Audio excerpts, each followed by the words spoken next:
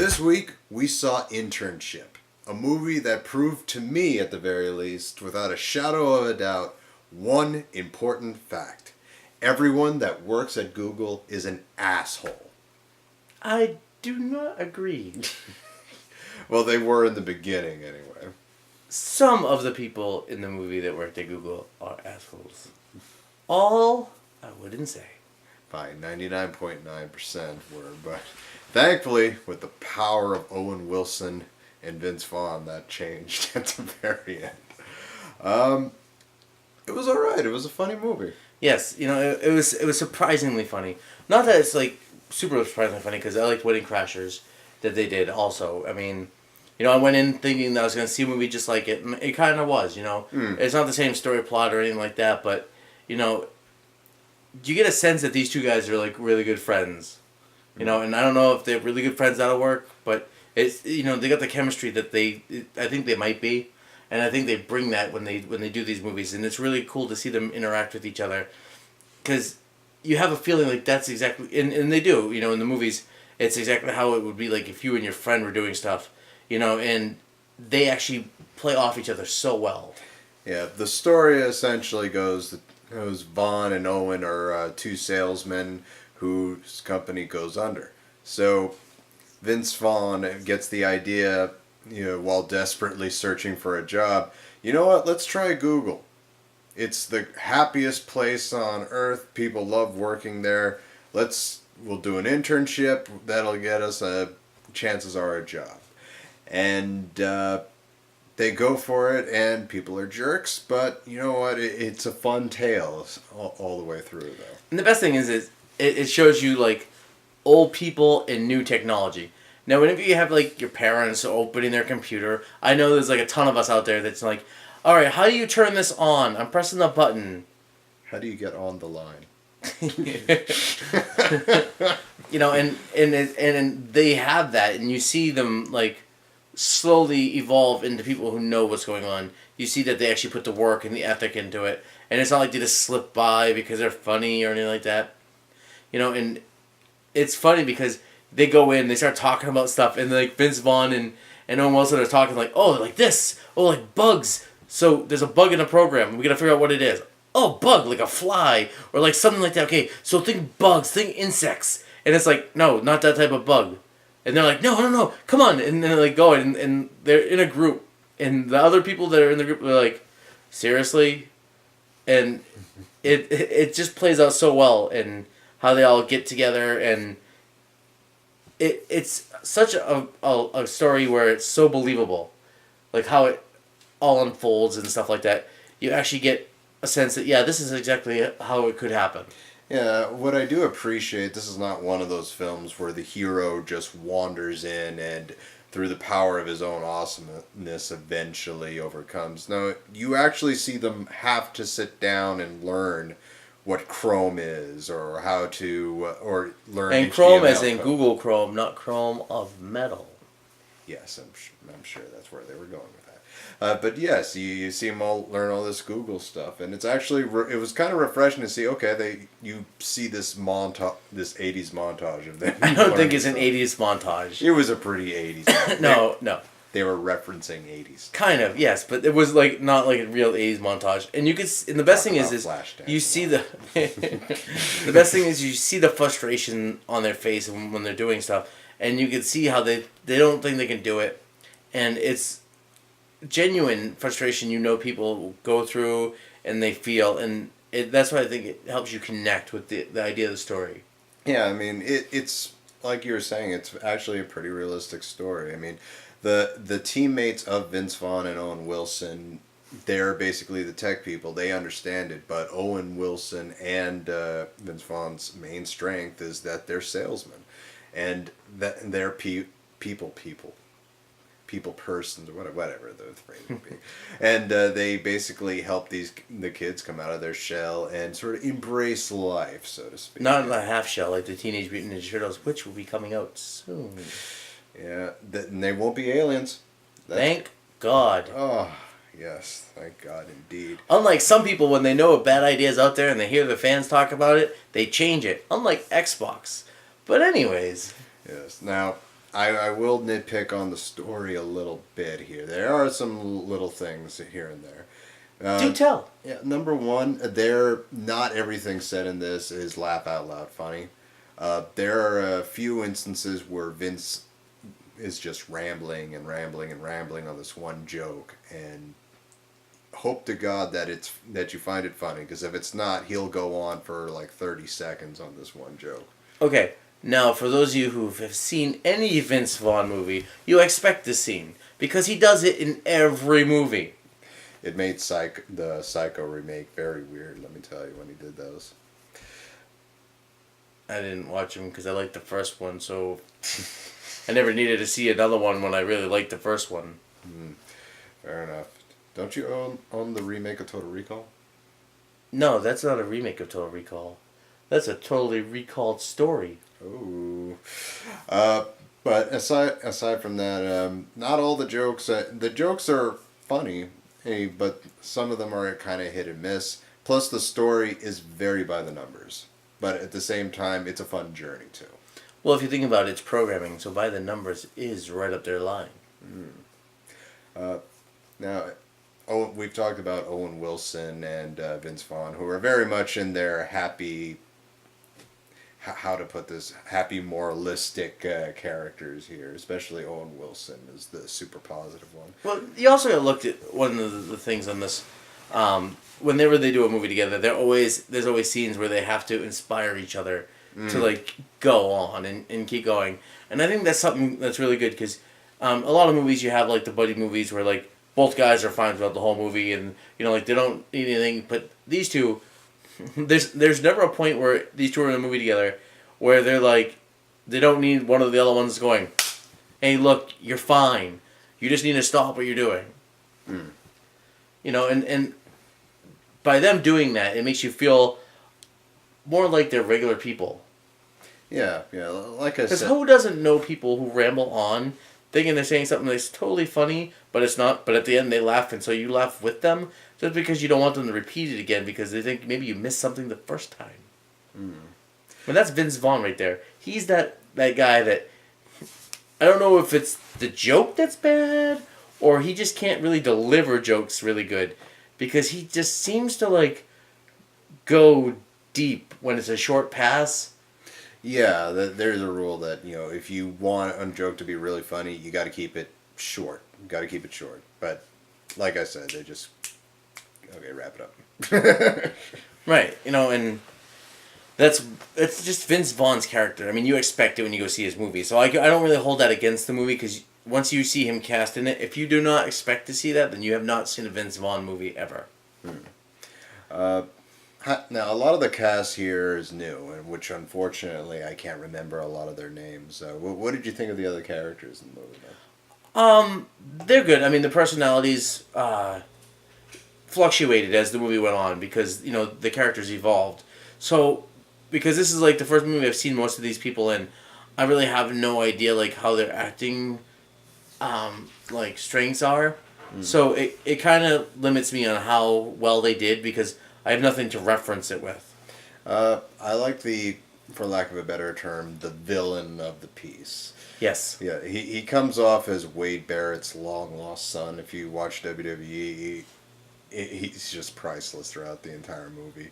I also enjoyed Asif Mumbeef as essentially the headmaster of the entire school. And he's pretty funny there. I mean, the whole thing, it's a fun experience. You have anything else to add on the characters? The best thing about these characters is they each have different backgrounds, and so you can tell already when they first get put together. I mean, you got people who are socially disconnected, which is where the society is going. I mean, how many people out there have more friends that they've never met on Facebook than real friends? Yeah, and they do make point. Like some of the characters, are very much like people of today. They're heads down into the phone, and Owen Wilson and Vince are there to basically say, "Come on, chin up, take a look at the world out there. There's a stripper." Spoilers, but now something I did want to talk to you about really doesn't have to do too much with the movie, but it takes place entirely pretty much at Google headquarters. And this was my first time seeing it. What about you? Yes.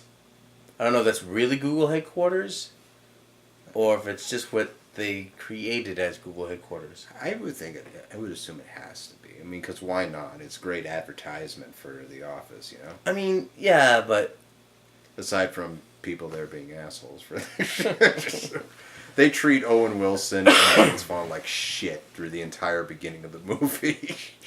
well, And kind of rightfully so, to be honest. most of the people they interact with are also people fighting for the positions they're going for. And half their age. Well, yeah, definitely. So automatically they look at him like, "What are you doing here? You're a dinosaur."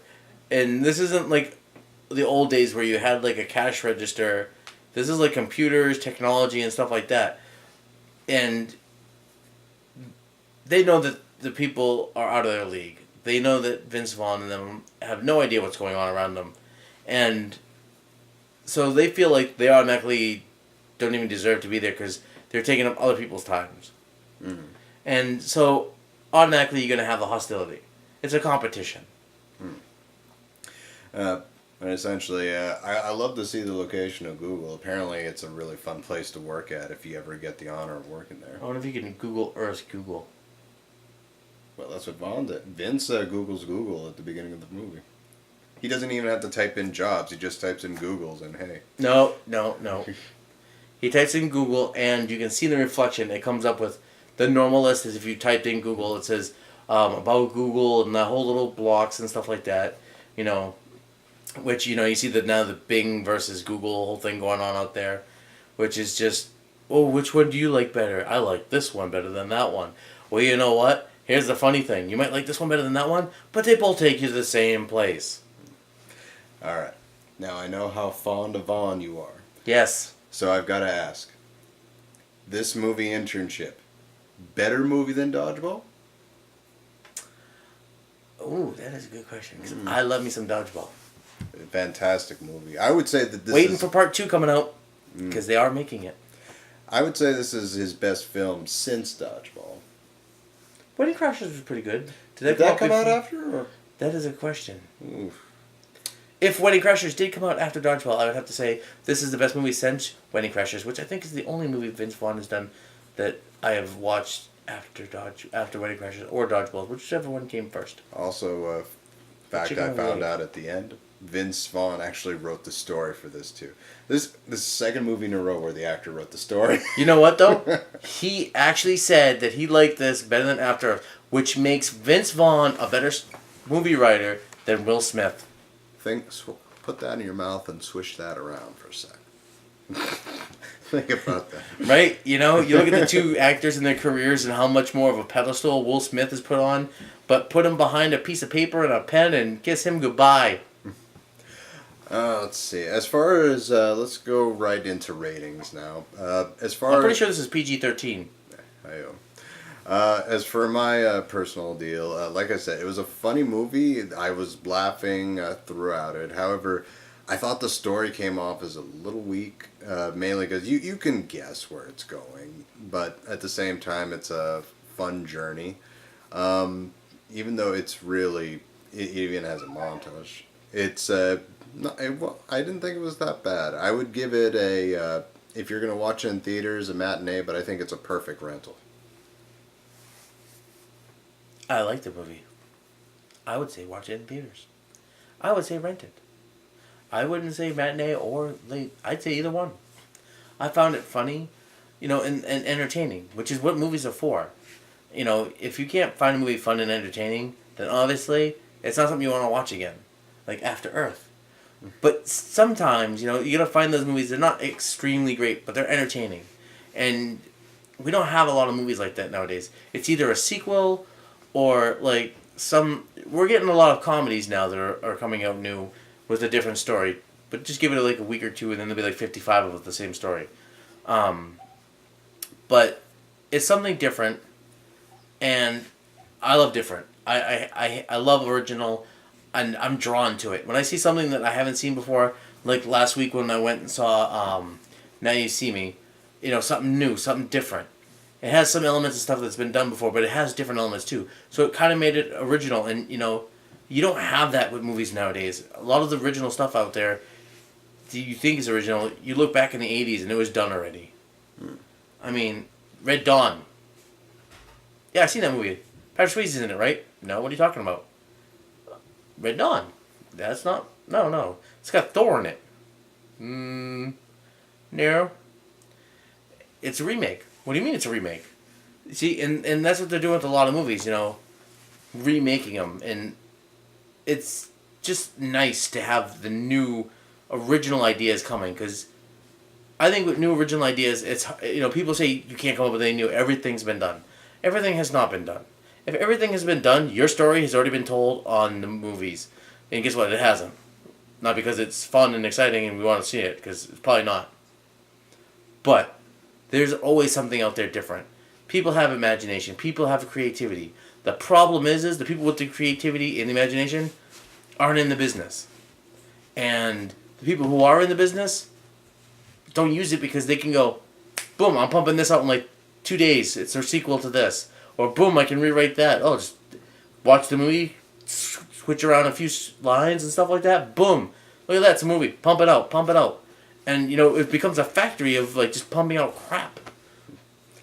So long story short, you liked it. That was my Vince Vaughn impression. Yes, very nicely done. But no, I mean, I'm serious. There's not a whole lot of original ideas out there anymore. Yeah.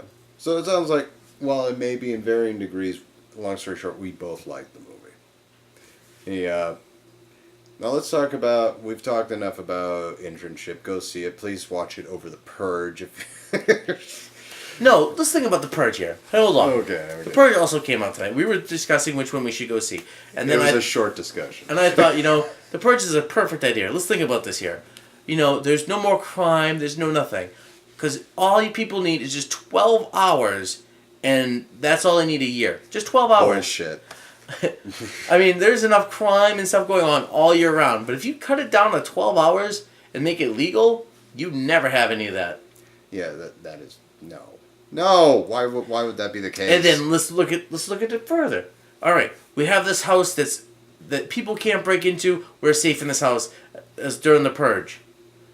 Oh, you got like an 8-year-old daughter who sees somebody and wants to let them in.